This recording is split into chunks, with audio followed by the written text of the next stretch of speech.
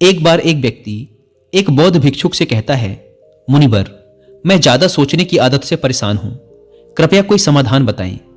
बौद्ध भिक्षु ने कहा, नहीं, तुम ज्यादा सोचने की आदत से परेशान नहीं हो, बल्कि तुम इस बात से परेशान हो कि तुम्हारे मन में ना चाहते हुए भी वो सारे विचार चलते रहते हैं जिनके बारे में तुम सोचना नहीं चाहते। अगर किसी व्यक्ति के मन में लगातार अच्छे विचार आ रहे हैं तो वो कभी नहीं कहेगा कि मैं ज्यादा सोचने की आदत से परेशान हूं, बल्कि वो कहेगा कि मैं तो चिंतन कर रहा हूं। चिंता और चिंतन में यही फर्क होता है। चिंता के समय व्यक्ति के मन में वो एक ही विचार बार बार चलता रहता है जिसके बारे में वो सोचना नहीं चाहता, लेकिन चिंतन के समय व्यक्ति के मन में अच्छे और सकारात्मक विचारों की एक लयबद्ध प्रक्रिया बन जाती है जो उसे अंदर से आनंद से भर देती है।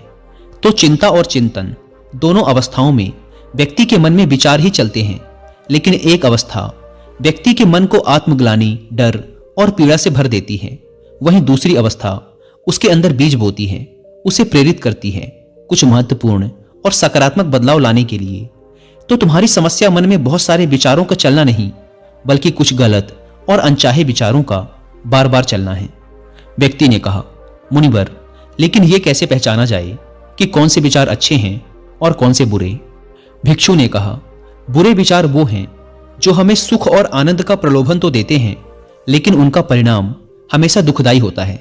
और अच्छे विचार वो हैं जो हमारे अंदर बदलाव लाएं, हमें प्रेरित करें अपनी परिस्थितियां बदलने के लिए। हालांकि शुरुआत में अच्छे विचारों पर अमल करना मुश्किल होता है, लेकिन उनका परिणाम हमेशा सुखद ही होता है। उदाहरण के लिए, मन में एक विचार आ सकता है कि चोरी कर लेता हूं, जल्दी अमीर बन जाऊंगा। शुरुआत में तो यह विचार सुखद लग सकता है, लेकिन इस विचार के कार्य का परिणाम कितना बुरा हो सकता है यह हम सोच भी नहीं सकते। दूसरा विचार हो सकता है कि मैं खुद के शरीर को स्वस्थ और निरोगी रखने के लिए व्यायाम और प्राणायाम को अपने जीवन का हिस्सा बनाऊंगा। अब इस विचार को वास्तविक बनाने के लिए तुम्हें कर्म तो करना ही पड़ेगा, क्योंकि बिना कर्म किए अच्छा से अच्छा विचार भी किसी काम का नहीं। अब समझने वाली बात यह है कि लगातार अपना कर्म करने से हमें सुख और आनंद मिले ना मिले, लेकिन कर्म ना करने से होने वाली आत्मग्लानि, पीड़ा, पश्चाताप और दुख से हम जरूर बच जाते हैं। बौद्ध भिक्षु ने आगे कहा, आज मैं तुम्हें गौतम बुद्ध की शिक्षाओं और उनके जीवन से 5 ऐसी बातें बताने जा रहा हूं जिनका पालन करके तुम अपने विचारों को शुद्ध रख सकते हो, अपने मन को शांत और निर्मल रख सकते हो।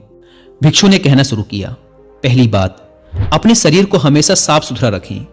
हमारे शरीर और मन के बीच एक गहरा संबंध होता है। हम अपने शरीर को जैसा रखेंगे हमारे विचार भी वैसे ही होते चले जाएंगे। शरीर को साफ सुथरा रखना भी एक विशिष्ट आदत है जो हमें सैकड़ों की भीड़ में भी दूसरों से अलग बनाता है। सिर के बाल से लेकर पैर के नाखून तक हमारा शरीर एकदम साफ रहना चाहिए, उसमें से सुगंध आनी चाहिए, और अगर सुगंध नहीं आ रही तो कम से कम बदबू तो नहीं आनी चाहिए, क्योंकि कचरे के ढेर में कचरा ही फेंका जाता है, फूल नहीं। इसीलिए अगर हम अपने बाहरी शरीर को बुरी तरह अस्त व्यस्त और गंदा रखेंगे तो हमारे अंदर विचार भी गंदे ही आएंगे, और अगर बाहरी शरीर को आकर्षक और साफ सुथरा रखेंगे तो विचार भी अच्छे ही आएंगे। एक सुगंध अंदर की भी होती है जो कि सकारात्मक विचार और शांत चित्त के होने से आती है। यह सुगंध हर उस व्यक्ति के शरीर से आती है जो अंदर से शांत हो चुका है। गौतम बुद्ध के शरीर से भी एक मनमोहक सुगंध आती थी जो हर उस व्यक्ति को मोहित कर लेती थी जो उनके संपर्क में आता था। बुद्ध के चेहरे की आभा भरी शांति और उनके शरीर की मनमोहक सुगंध से कोई भी व्यक्ति प्रभावित हुए बिना रह नहीं पाता था। दूसरी बात, अपने शरीर के अंदर की गंदगी को बाहर निकालो, यानी अपने शरीर को अंदर से साफ करो, और यह संभव है शारीरिक तप के माध्यम से। शारीरिक तप से मतलब है कि हर रोज व्यायाम करना और समय समय पर उपवास रखना। ये दोनों ही काम हमारे शरीर में जमा गंदगी और चर्बी को बाहर निकाल शरीर को भीतर से साफ कर देते हैं। और जब शरीर अंदर से साफ और स्वस्थ होगा तो मन में शरीर को लेकर उठने वाले नकारात्मक विचार खत्म हो जाएंगे और उनकी जगह अच्छे व स्वस्थ विचार जन्म लेंगे। अब देखते हैं कि गौतम बुद्ध शरीर को स्वस्थ रखने के लिए शारीरिक व्यायाम कैसे करते थे। बुद्ध को बड़े बड़े नगर सेठ और राजा महाराजा अपने यहाँ भोजन पर आमंत्रित करते थे, और वो बुद्ध को महल तक लाने के लिए अच्छे से अच्छे रथ और घोड़ा गाड़ी भी भेजते थे।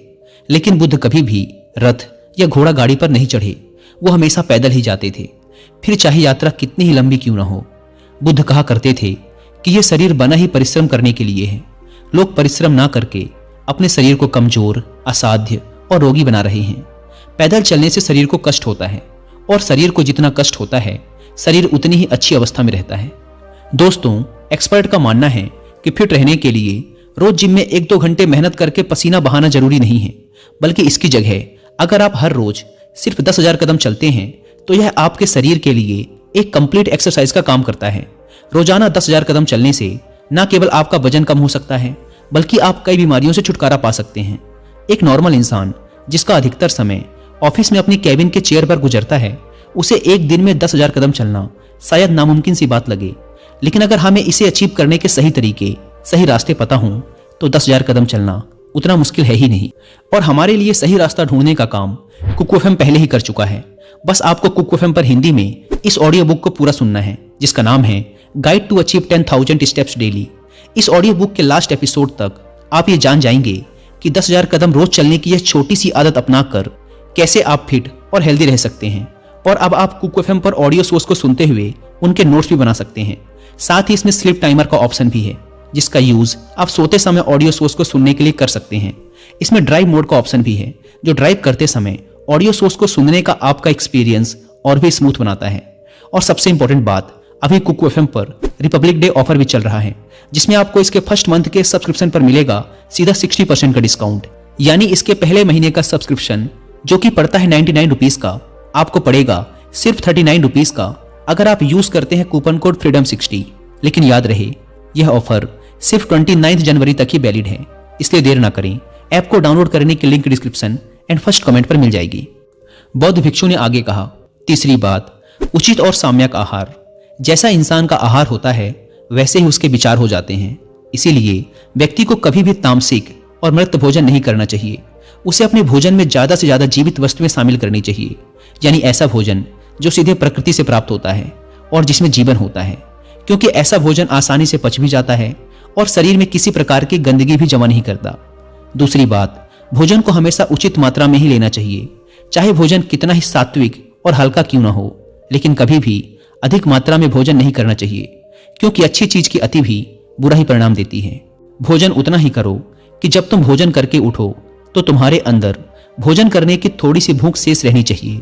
अगर तुम ऐसा नियम बना लेते हो कि मैं जब भी भोजन करूंगा तो अपनी भूख से थोड़ा सा कम खाऊंगा, तो तुम्हारे शरीर में अधिक भोजन खाने से होने वाली सारी बीमारियां जड़ से खत्म हो जाएंगी। रात में हल्का और कम भोजन करो, ताकि तुम्हारी जीवन ऊर्जा उस भोजन को जल्दी से पचाकर तुम्हारे आंतरिक शरीर की सफाई और मरम्मत का काम कर सके। जब गौतम बुद्ध किसी के यहाँ भोजन के लिए जाते थे तो लोग उनके लिए तरह तरह के स्वादिष्ट व्यंजन बनवाते, लेकिन बुद्ध सिर्फ उतना ही खाते जितने में उनकी भूख शांत हो सके। बुद्ध अपने शिष्यों को भी यही सिखाते थे कि भोजन पेट भरने के लिए करना चाहिए, ना कि मन भरने के लिए। यहाँ समझने वाली एक बात और भी है कि अगर तुम स्वादिष्ट भोजन करने के शौकीन हो तो तुम्हें उसे एकदम छोड़ना नहीं है, बस उसकी मात्रा को सम्यक कर देना है। सम्यक का अर्थ है ना बहुत ज्यादा और ना ही बहुत कम। चौथी बात, अपनी संगति का खास ध्यान रखो। संगति का अर्थ केवल उन लोगों या दोस्तों भर से नहीं है जिनके साथ हम अपना ज्यादातर समय बिताते हैं, बल्कि यहाँ संगति का मतलब हर उस चीज से है जो हम अपने इंद्रियों के द्वारा ग्रहण करते हैं। जैसे कि हम किन लोगों के साथ रहते हैं, क्या देखते हैं, क्या सुनते हैं, कैसी बातें करते हैं इत्यादि। जब बुद्ध ने यह निश्चय कर लिया कि उन्हें भीतर की यात्रा पर निकलना है, तो उन्होंने हर उस चीज को तुरंत ही छोड़ दिया जो उस समय उन्हें लगा कि उनकी यात्रा पर बाधा बन रही है। इससे यह सीखने को मिलता है कि हमें अपने लक्ष्य को प्राप्त करने के लिए अपनी आरामदायक अवस्था से बाहर निकलना ही पड़ता है, और उन चीजों और लोगों को भी छोड़ना पड़ता है जिन्हें छोड़ना बहुत ही मुश्किल होता है। जब सिद्धार्थ बुद्ध नहीं बने थे और अपने प्रश्नों की खोज में थे, तो बहुत से राजाओं और नगर सेठों ने उन्हें निमंत्रण दिया कि वो उनके महल में आकर अपनी ध्यान साधना करें। उन्हें वहां कोई परेशान नहीं करेगा, गर्मी, सर्दी, बरसात तीनों से बचने की पूरी व्यवस्था की जाएगी। लेकिन सिद्धार्थ ने उन सबको मना कर दिया, क्योंकि वो जानते थे कि उनकी यात्रा भीतर की है और वो किसी ऐसे व्यक्ति की संगति करके अपनी यात्रा पूरी नहीं कर सकते थे जो बाहर की यात्राओं में ही व्यस्त हो। वो सारे सम्राट, राजा और नगर सेठ बाहरी दुनिया में ही लिप्त थे, फिर उनकी संगत करने का क्या अर्थ। इस घटना से सीखने वाली बात यह है कि हमें ऐसे इंसान की संगति नहीं करनी चाहिए जो हमारे लक्ष्य की प्राप्ति में बाधा बने, फिर चाहे वो व्यक्ति कितना ही शक्तिशाली, धनवान और बुद्धिमान ही क्यों न हो। आगे चलकर सिद्धार्थ ने अपने गुरुओं को भी छोड़ा जब उन्हें यह लगने लगा कि उनकी संगति उनकी यात्रा में बाधा बन रही है। यहाँ एक और बात सीखने वाली यह है कि यह जरूरी नहीं कि कल जो संगति हमारे लिए अच्छी थी वो आज भी हमारे लिए अच्छी ही है। समय और लक्ष्य के अनुसार संगति को बदलना आवश्यक हो जाता है। अपने प्रश्नों के उत्तर खोजने की यात्रा के दौरान सिद्धार्थ का ज्यादातर समय केवल उन लोगों के साथ ही बीता जो उनकी इस यात्रा में उनके सहायक रहे। भिक्षु ने आगे कहा, 5वीं बात, जो भी सीखा है उसे अपने अभ्यास में लाओ।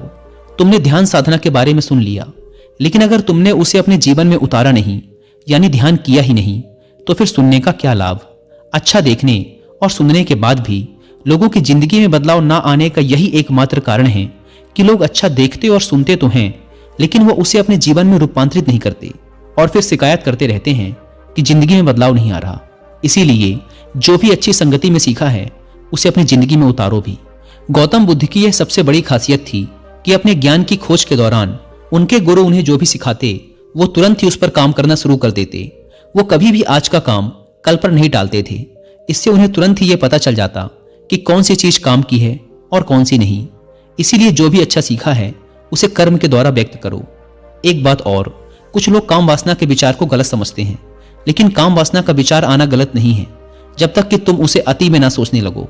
मन में काम वासना का विचार उठना उतना ही स्वाभाविक है जितना भूख लगने पर भोजन का विचार उठना। इसीलिए काम वासना के विचार को गलत मत समझो। इंसानी जीवन को आगे बढ़ाने के लिए इस विचार का उठना बेहद जरूरी है। सबसे पहले तो तुम यह निश्चित करो कि तुम्हें काम वासना में लिप्त होना है या इससे ऊपर उठना है। अगर लिप्त होना है तो पूरे होश के साथ लिप्त हो, इसे पूरा अनुभव करो। फिर इसके बारे में मन में किसी प्रकार की ग्लानि या पश्चाताप का भाव मत रखना, क्योंकि यह कोई पाप नहीं है।